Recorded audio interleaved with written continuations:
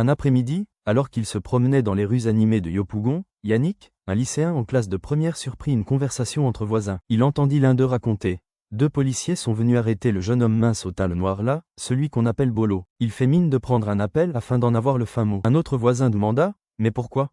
Qu'est-ce qu'il a fait? » On dit qu'il vend des portables et des montres volées au marché noir d'Adjamé. Ils ont même saisi son sac à dos. Il est dans pain à l'heure là. À ces mots, un frisson parcourut Yannick. Car cette histoire, en apparence étrangère, réveillait en lui un malaise profond. Quelques jours plus tôt, un grand frère du quartier lui avait confié un sac à dos, lui demandant simplement de le remettre à un ami. Yannick, naïf et respectueux des aînés, s'exécuta sans poser de questions. Mais depuis l'arrestation de Bolo, le puzzle prenait forme. Et si ce sac contenait des objets volés? La peur l'envahit. Comme pour confirmer ses craintes, le grand frère le convoqua un soir, menaçant. « Écoute-moi bien mon petit, lança-t-il. Tu as remis le sac, c'est bien. Mais si jamais tu parles de ça à quelqu'un, tu auras de gros problèmes. Tu as compris ?»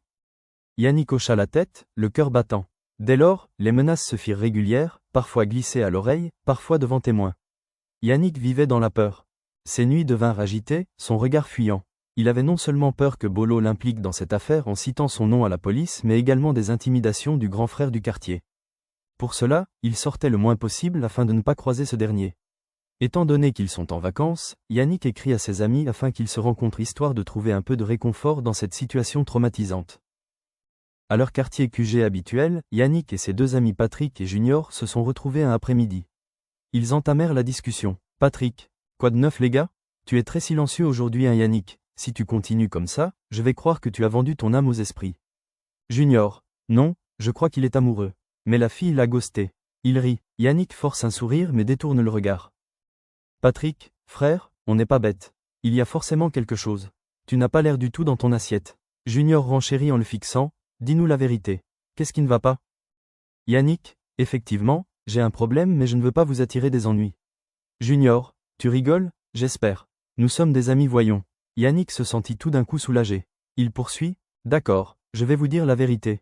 Mais promettez-moi de ne pas me juger. » Il leur raconta sa mésaventure depuis le début et termine par: « Voilà.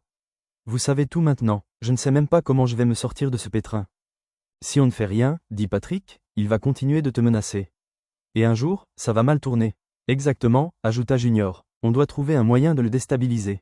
Qu'il sache que toi aussi, tu n'es pas seul. » Le grand frère du quartier se croyait intouchable. Mais Patrick, qui avait eu vent de quelques-unes de ses magouilles, savait que celui-ci aimait jouer les durs dehors juste pour intimider les gens, mais en réalité il craignait que son nom n'arrive jusqu'aux oreilles de la police. C'est ainsi qu'ils décidèrent tous les 3 de lui tendre un piège psychologique. D'abord, Junior se mit à répandre subtilement dans le quartier que la police poursuivait son enquête dans le cadre de l'arrestation de Bolo en posant des questions aux habitants du quartier en vue de connaître ses fréquentations. Ce qui voudrait dire que Bolo n'opérait peut-être pas seul. Il savait qu'en agissant de la sorte, le grand frère du quartier serait forcément au courant. La suite du plan est que Yannick soit vu en train de parler avec un corps habillé.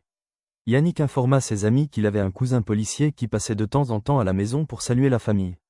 Mais ça fait un bout de temps qu'il n'est plus venu les voir. Par ailleurs, il lui écrit souvent pour prendre de ses nouvelles puisqu'ils sont très proches. Il ajouta même que le fait de voir son cousin dans les forces de l'ordre le motive à vite décrocher son bac pour faire comme lui. Patrick lui suggéra de lui écrire afin de l'inciter à passer chez eux dans la semaine pour le bien de leur plan. Il fallait que le grand frère sache qu'il pouvait le dénoncer s'il continuait de l'intimider. Yannick fut effectivement vu en compagnie de son cousin dans la rue comme prévu. Leur plan a bien marché puisqu'un soir pendant que Yannick et ses amis discutèrent dans un coin du quartier, le grand frère en question surgit de nulle part puis dit ceci. « Alors, petit, on dirait que tu as trouvé du courage. Mais tu joues avec le feu. » Yannick, tremblant mais soutenu par ses amis, répondit. « Non, je ne joue pas.